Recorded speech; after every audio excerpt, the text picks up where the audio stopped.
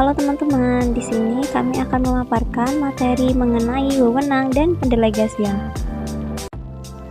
Apa sih wewenang itu? Nah, di sini kita bakal jelasin pengertian wewenang, jenis-jenis wewenang, manfaat, serta pendelegasian wewenang. Menurut Handoko, wewenang adalah hak untuk melakukan sesuatu atau memerintah orang lain untuk melakukan atau tidak melakukan sesuatu agar mencapai tujuan tertentu. Kadang-kadang wewenang seringkali dicampur adukan dengan kekuasaan. Padahal wewenang dan kekuasaan itu berbeda.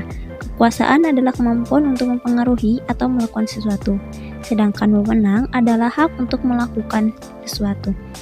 Tapi apabila wewenang tanpa kekuasaan ataupun sebaliknya, maka akan tercipta konflik loh. Tampilan ini ada 6 sumber kekuasaan, 4 diantaranya berkaitan dengan posisi dan sisanya berkaitan dengan pribadi. Ada 2 pandangan mengenai sumber wewenang, diantaranya yang pertama teori formal atau pandangan klasik.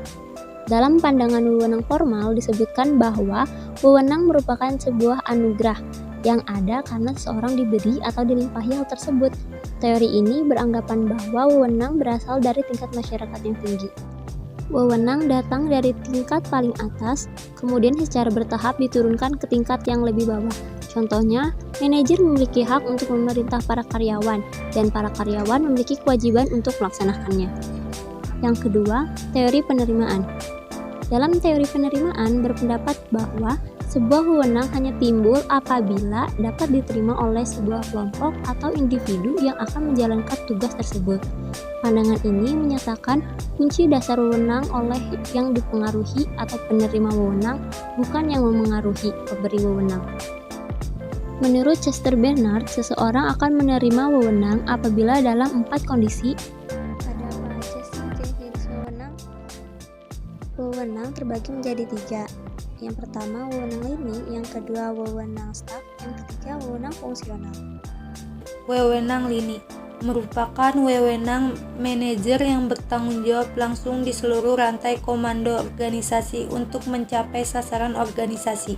Contohnya, manajer di perusahaan manufaktur mungkin membatasi fungsi lini pada produksi dan penjualannya. Sedangkan manajer di departemen store dengan elemen kunci pembelian akan mempertimbangkan departemen pembelian dan departemen penjualan sebagai aktivitas lini. 2. Wewenang staf merupakan wewenang staf ataupun ahli yang menyediakan saran, konsultasi, dan jasa kepada manajer lini. Contohnya, seorang staf menawarkan manajer lini saran perencanaan dengan lewat penelitian, analisis, dan pengembangan pilihan atau digunakannya staf penasehat. 3. Wewenang fungsional merupakan wewenang anggota staf departemen untuk mengendalikan aktivitas departemen lain karena berkaitan dengan tanggung jawab staf spesifik. Contohnya, seorang manajer keuangan divisi A melaporkan lewat rantai komando kepada manajer umum divisi A, tetapi juga bertanggung jawab kepada wakil presiden untuk keuangan di tingkat korporasi. Adapun manfaat dari adanya wewenang diantaranya: 1. Mengembangkan kepercayaan antara pekerja dan atasan serta memperbaiki kualitas komunikasi. 2. Memberi waktu bagi manajer untuk fokus pada hal yang lebih penting, meningkatkan efisien manajemen waktu dan produktivitas kerja. 3. Meningkatkan motivasi bagi karyawan untuk bisa menyelesaikan tugas dengan baik. Dalam menjalankan tugas, para atasan akan membutuhkan waktu, tenaga, pikiran, dan mental yang banyak. Untuk itu dibutuhkan karyawan agar dapat mendelegasikan sebagian tugas dan tanggung jawabnya. Proses delegasi dapat diartikan sebagai pelimpahan wewenang dan tanggung jawab formal kepada orang lain untuk melaksanakan suatu tugas. Dalam proses ini, seorang pimpinan mengalokasikan wewenang kepada orang-orang di bawahnya yang melapor kepadanya. Adapun 4 tahapan pendelegasian sebagai berikut. Prinsip klasik pendelegasian. A. Prinsip skalar, yaitu prinsip pendelegasian dengan jalur wewenang dan tanggung jawab.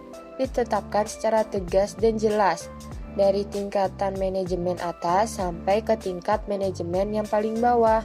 Setingkat demi setingkat dan semua tugas harus dibagi habis. Prinsip ini dijalankan untuk menghindari hal-hal berikut. B. Prinsip kesatuan pemerintah, yakni prinsip di mana setiap bawahan di dalam suatu organisasi semestinya hanya melakukan pelaporan ke satu atasan. Hal ini dilakukan agar tidak membingungkan bawahan itu sendiri akibat perbedaan penilaian atasan. C. Tanggung jawab, wewenang, dan akuntabilitas. Prinsip-prinsip ini menyatakan bahwa yang pertama, organisasi dapat menggunakan sumber dayanya secara efisien. Kedua, masing-masing orang dalam organisasi dapat melaksanakan tugas yang diberikan secara efektif. Ketiga, tuntunan penerimaan penanggung jawab dan wewenang. Manfaat atau keuntungan pendelegasian. Adapun manfaat atau keuntungan dari delegasi, yaitu yang pertama, untuk memberikan tugas, wewenang, dan tanggung jawab kepada karyawan atau orang lain secara seimbang. Kedua, memberikan kesempatan kepada orang lain untuk proses perkembangan diri dan kemauan berinisiatif. Ketiga, mempercepat pengambilan keputusan. Hambatan pendelegasian. Walaupun banyak keuntungan dari adanya delegasi, namun delegasi tidak selalu berjalan lancar seperti yang diharapkan. Berbagai hambatan akan ditemui dalam proses pendelegasian. Ada 5 pengendalian untuk mengatasi hambatan pendelegasian. Pendelegasian wewenang yang efektif ialah melimpahkan wewenang dan mempersilahkan orang lain untuk menjalankan tugasnya dengan berbagai cara terbaik yang memungkinkan. Louis Allen dalam Handoko mengemukakan beberapa teknik khusus untuk membantu manajer melakukan delegasi secara efektif.